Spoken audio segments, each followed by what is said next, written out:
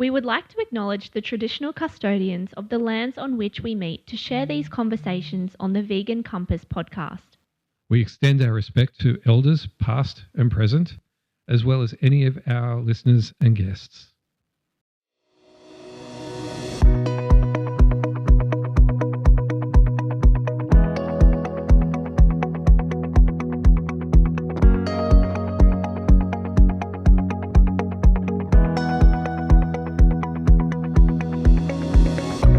Hello and welcome to the Vegan Compass podcast, unveiling truths, inspiring change. We are your hosts, Rick Allport and Mackenzie Cross. From wherever you're listening, please be sure to like and subscribe to support this podcast. Now to the episode. Hello, welcome back to the Vegan Compass podcast. It's just me today, one half of the team. I'm Mackenzie Cross, and today we have our first News of the Week episode. This is where we share the news headlines that cover animal issues, veganism, environmentalism, and everything relating to our movement so you can stay up to date. But before we get into it, I just wanted to say a massive thank you for all of the love and support on our first episode. Rick and I have been so blown away by your positive feedback. So in this news episode, we will be covering some heavy topics of animal abuse and cruelty.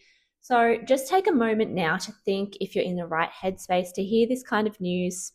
It's really important that we look after our mental health so we completely understand if you need to switch it off and maybe come back at another time. Today's news stories include the mass culling of ducks in Victoria, an important safety alert for your companion animals as we come into summer, a disturbing wildlife incident, and we'll end on a positive note by exploring some amazing plant-based protein sources. So let's get started. First, let's dive into a deeply troubling situation that's been unfolding in Victoria. The state government recently made a decision that has sparked significant outrage among animal advocates and veterinary experts alike. So they used firefighting foam to kill approximately 30,000 farm ducks in response to a bird flu outbreak.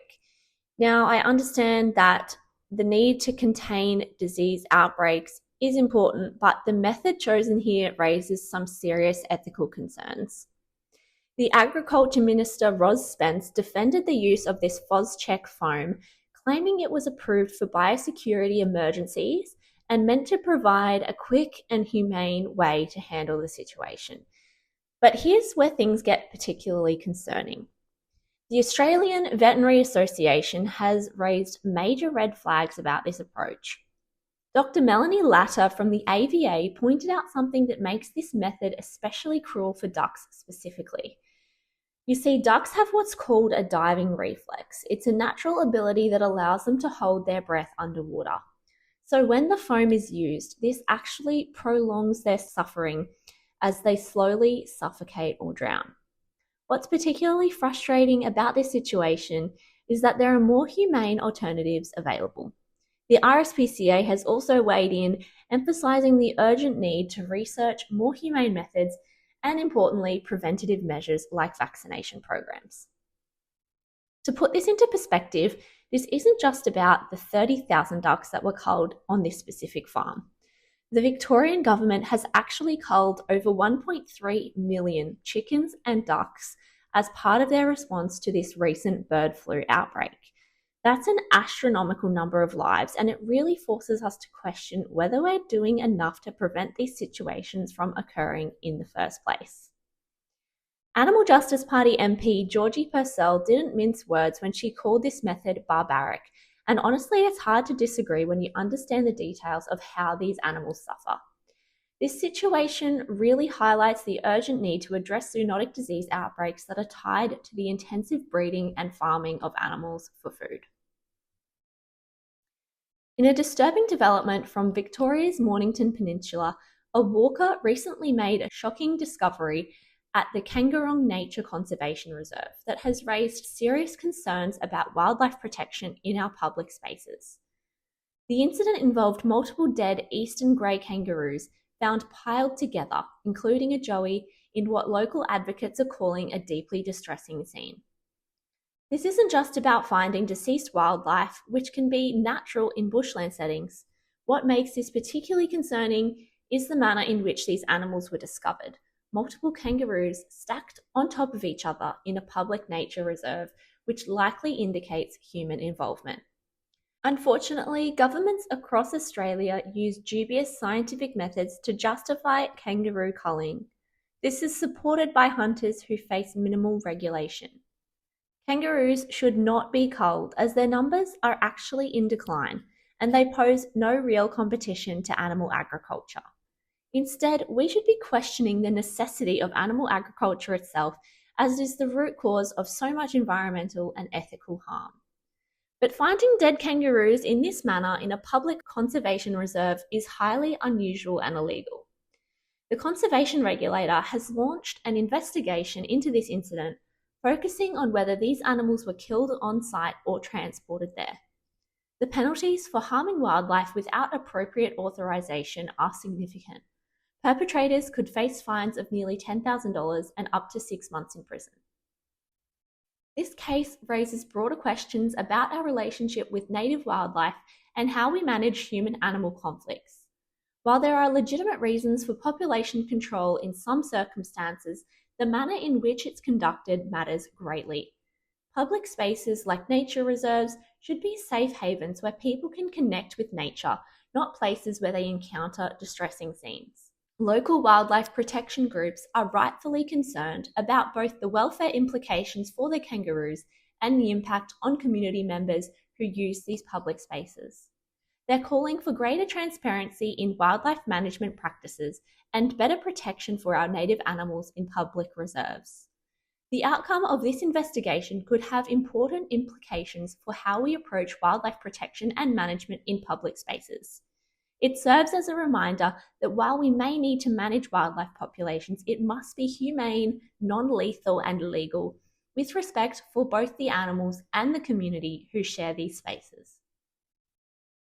Another deeply troubling incident highlights the impact of human activities on wildlife, specifically koalas. In New South Wales, a housing development near Appin Road, Campbelltown, has led to the deaths of several koalas, including one that was found run over by a vehicle within the development area.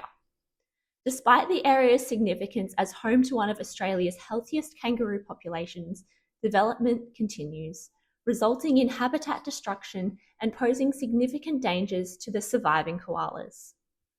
Local wildlife advocates have voiced their concerns, urging the authorities and developers to take immediate action to prevent further koala deaths and to ensure the safety of the region's wildlife. As we enter the warmer months here in Australia, there is an important warning for all companion animal guardians about a hidden danger that's lurking in our parks and gardens: grass seeds. Now, these might seem pretty harmless, but they can actually cause serious problems for our furry friends. These seeds, known as awns, are found in common grasses like speargrass, wild oats, and barley grass. What makes them particularly dangerous is their arrow-like shape with tiny backwards pointing barbs. Once they attach to the fur, they can only move in one direction, inward, and that's where the problems begin. The most common issue is when these seeds get between a dog's toes. They can create painful abscesses that need veterinary attention. But it doesn't stop there. These sneaky seeds can work their way into a dog's ears, down ear canals, up noses, and even get inhaled or swallowed. If your dog is shaking their head repeatedly, that could be a sign that there's a seed in their ear. What's particularly concerning is that if these seeds are inhaled or swallowed, they can cause serious internal problems. The sharp arrowhead can potentially perforate the intestines, and inhaled seeds might lead to pneumonia. Sometimes the seeds aren't obvious right away, which makes it even more important to be vigilant. The good news is that there are several things you can do to protect your animal companions. First, try to avoid walking through long grass during summer months. Keep your dog's coat trimmed, especially around their paws and toes. After walks, give your dog a thorough brush down and check between their toes, around their ears, and through their coat. If you spot a seed that's visible and hasn't worked its way in, you can carefully remove it yourself. However, if you notice signs of infection like redness, swelling, or if your dog seems uncomfortable, it's time for a trip to the vet. They might need antibiotics or even sedation to safely remove deeply embedded seeds. Watch out for warning signs like limping, excessive licking of paws, lethargy, coughing, or vomiting. These could all indicate your pet has had an unfortunate encounter with these problematic seeds. Remember, it's always better to deal with these issues promptly rather than waiting to see if they resolve on their own. Now, let's end today on a more hopeful note. One of the most common questions vegans often get asked about is protein. Can you really get enough protein without animal products? Well, I'm excited to tell you that it's not only possible, but it's actually pretty straightforward. The key to getting enough protein on a plant-based or vegan diet isn't about finding one perfect source. It's about combining different sources throughout your day. Great sources of protein for vegans include legumes, tofu and tempeh, nuts and seeds, and whole grains. Many athletes and celebrities have switched to plant-based or vegan diets and are thriving. They are proof that you can build muscle, maintain strength, and meet all of your protein needs without any animal products at all. So next time someone asks you about where you get your protein from, you'll have plenty of delicious options to tell them about. The plant kingdom is absolutely bursting with protein-rich foods that not only meet our nutritional needs, but are also better for our planet and for the animals. That concludes our news stories for today's episodes. We've covered some challenging but important stories today, so thank you for tuning in. You can find all of the links to the original articles in our show notes if you would like to read more on these topics. If you want to support the Vegan Compass podcast, please subscribe to the show on your preferred podcast platform and consider leaving us a review. Rick and I will be back with a new episode on Monday where we speak with Ayanthi De Silva, a vegan psychologist who gives us some great tips for managing our mental health as animal advocates. I look forward to seeing you in our next episode. Thank you. Bye. Thanks for listening to the Vegan Compass podcast, unveiling truths, inspiring change.